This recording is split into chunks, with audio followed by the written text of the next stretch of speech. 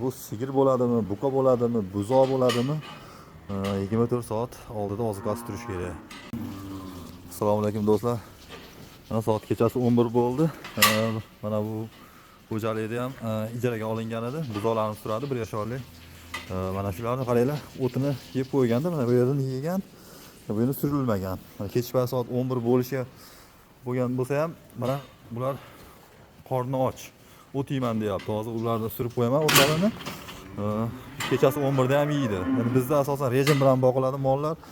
Ertalab kech payt 2 mahal qilib beradi, shu bilan bo'ldi. Haligi kech 10, 11, 12 larda ham buni qorni ochishini hisobga olmaymiz. Mana shunday rejimda boqamiz. Lekin molni oldi 24 soat oziqa turish kerak. Bo'lmasam, mana yillarni surib qo'yib, qaranglar, hamma mol mana yegani kelyapti. Kechasi 11 bo'lsa ham.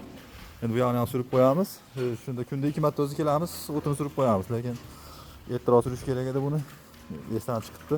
Shunga hozir kechasi 11 da bo'lsa ham kelib, mana bunday qilib o'tlarni surib qo'yamiz.